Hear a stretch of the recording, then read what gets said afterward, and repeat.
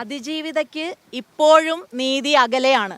6 പ്രതികൾക്കും, ഈ കേസിലെ 6 പ്രതികൾക്കും ഇപ്പോൾ ശിക്ഷ വിധിച്ചിട്ടുള്ളത് കൂട്ടബലാത്സംഗത്തിന് കൊടുക്കുന്നതിൽ ഏറ്റവും കുറഞ്ഞ ശിക്ഷയാണ് ഇപ്പോൾ ഈ പ്രതികൾക്ക് നൽകിയിരിക്കുന്നത്.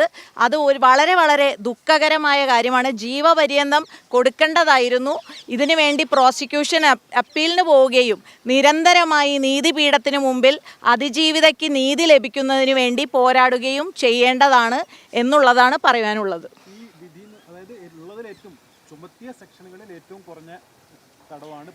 ഏറ്റവും കുറഞ്ഞ ശിക്ഷയാണ് 20 വർഷം എന്നുള്ളതും 50,000 രൂപ പിഴ എന്നുള്ളതും. അപ്പോൾ ജീവപര്യന്തം കൊടുക്കേണ്ട ഒരു കേസായിട്ട് തന്നെയാണ് ഇതിനെ നമ്മൾ കാണേണ്ടത്. അതുകൊണ്ട് പ്രോസിക്യൂഷൻ അതിനായുള്ള പോരാട്ടം നീതിപീഠത്തിന് മുന്നിൽ നടത്തണം. അതിജീവിതയ്ക്ക് നീതി അകലെയാണ് എന്ന് തന്നെയാണ് ഇപ്പോഴും ഇതിൽ നിന്നും നമ്മൾ മനസ്സിലാക്കുന്നത്. അതിജീവിതയോടൊപ്പമാണ് കോൺഗ്രസ് പാർട്ടി. അതിജീവിതയ്ക്ക് നീതി ലഭ്യമാക്കണം എന്നുള്ളതാണ് ഞങ്ങൾക്ക് പറയാനുള്ളത്.